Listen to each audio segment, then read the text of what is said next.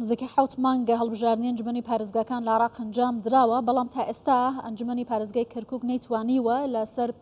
هەڵبژاردننی پارێزگارێکی نوێ بۆ کەرکووک لەگەڵ لایەنە سیاسیەکانی دیگە بگەنە ڕێککەوتن، بەنیازیشن بەشێکیان لە دادگای فدرالی سکاڵا تۆمار بکەن. لەسەرم بابەتە قسە دەکەم هۆکارەکان وەروەها ئەنجامەکان و دەرەنجامەکانی ئەم بڕیارانە چی دەبن. بەڕێز عەزام حەمدانی سەرکردە لە هاوپەیمانی عەزم لە کەرکووکەوە لەگەڵم دەبێت. بەڕێز عەزام سپاس کە لەگەڵ کوردستان 24 بۆچی تا ئێستا حکوومەتی خۆجەیی لە کەرکووک پێک نەهاتووە؟ ئەم لایەنانە بۆچی نەگەیشتنەتە ڕێککەوتن؟ ناکۆکی سەرەکی لە نێوان لایەنەکاندا چییە؟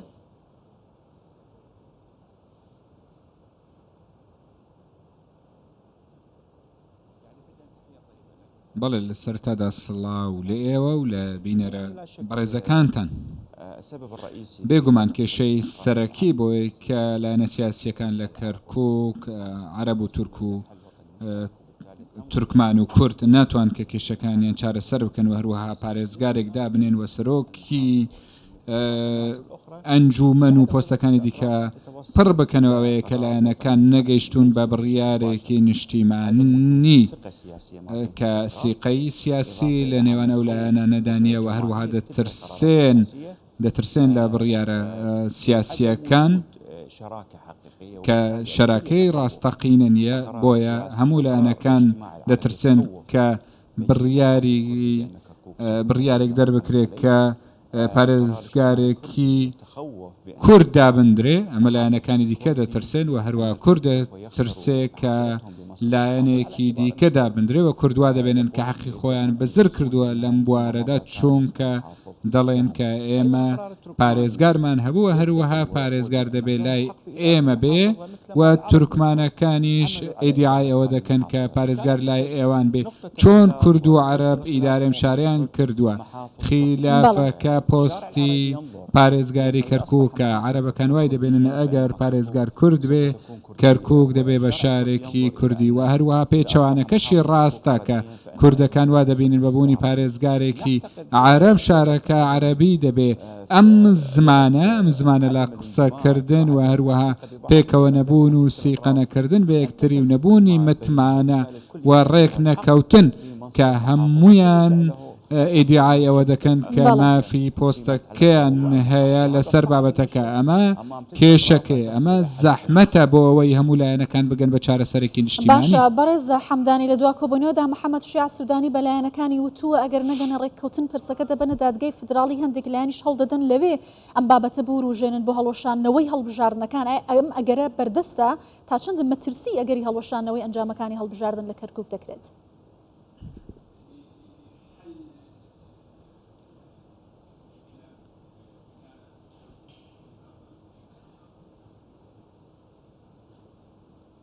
يعني بعد عدم تلك الأطراف دوایەوەی کە ئەم لایەنانە لە گفتوگۆکردن و گوتوبێژکردن بۆ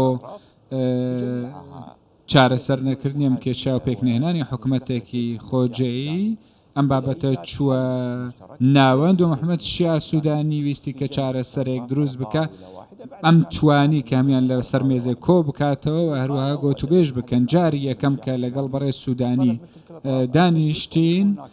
داوای لێکردن کە هەمویان دابنیشن و یەکتر ببینن و هەروەها متمانە هەبێ لە نێوانیاندا. لە دانیشتنی دووەمدا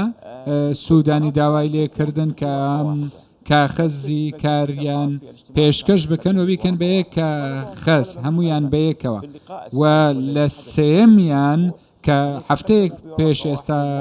ڕووی داوای کرد کە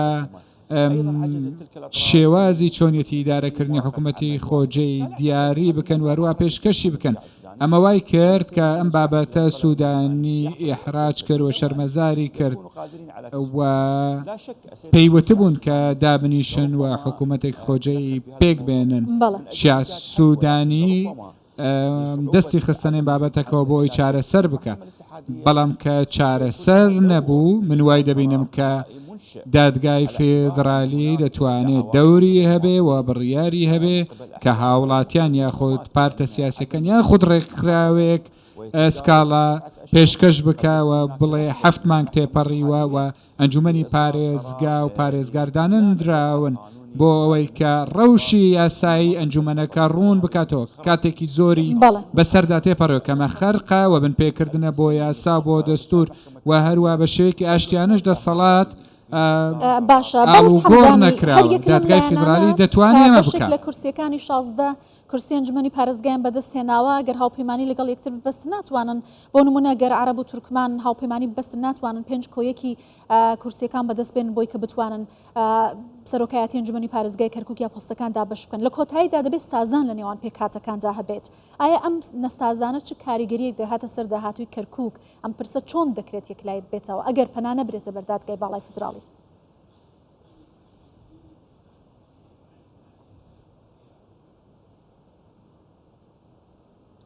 يعني أنت أشرت بشكل واضح إلى مسألة مەرجەکە بە شێوەیەکی ئاشکراوەیە کە هاوپەیمانی دەبن لە نێو ئەنجومەنی پارێزگا 50 زاید یەکەمە لە مێدیا بڵاو بۆتەوە کە هەندێک لایەن پارتی و هەروەها تورکمان ویستیان لەگەڵ هەندێک لایەن 50 زاید یەک کۆ بکەنەوە کە ئەمە یەکێتی کرد بە ئۆپۆزیسیۆن بۆ معادلە و ئەم گریمانەی کە هەیە ئەمە هەندێک دوورە چونکە زۆرینەی سیاسی لە عێراق جێبەجێ نەکراوە هەروەها لە کەرکووک پێویستە تەوافق بێ چارەسەر چۆن دەبێ کە محەممەد شیا سوودانیش ئاماژەی پێکرد هەر حکوومەتێک لە کەرکووک پێک بێندرێ پێویستە هەموو لایەنەکانی تێدا بێ نابێ دوو لایەن حکوومەتێک دروست بکاوە ئۆپۆزیسیۆنی لە بەرامبەردا هەبێ ئەم لایەنە هەرسیان لە هەندێک لە داواکاریەکانیان بکشێنەوە هەروە چارەسەرێکی نیشتیمانی و بەڵام تاوەکو ئێستا بەداخەوە هەمویان تاوەکو ئێستا داواکاریەکانیان بەدەستوە گرتووە کارەکانیان وەکو خۆیە و هەروە دەیانەوەی کە پۆستەکە بۆ ئەمان بێت بەڵام ڕەنگە هاوپەیمانی دیکە دروست بن و هەروە 50 زاید یەک دروست بکەن و ئۆپۆزیسیۆنی دیکە شەبێ بەڵام بەو شێوازە چارەسەر باشەمە چه کاریگەریەکی لەسەر داهاتووی کەرکووک دەبێت بۆ پێی لە دوای ڕووداوەکانی 16 ئۆکتۆبرەوە تا ئێستا بارودۆخێکی نائاسایی و نایاسایی حکومی کەرکووک دەکات داهاتووی کەرکووک بەرەو کوێ دەبات نەکەوتنی لایەنەکان بەیەکەوە لەسەر ئەم بابەتە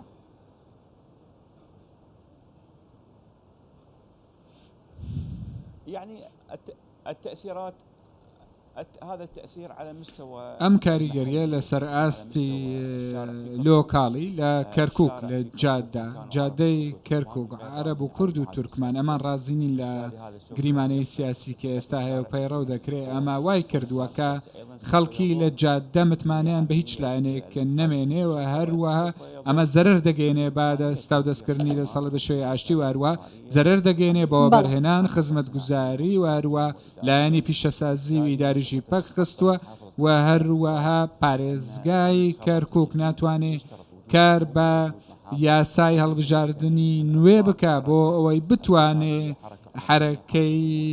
وەبەرهێنان ئەندازیاری و هەروەها لایەنەکانی دیکە گەشە پێ بدا هەتا بەغدا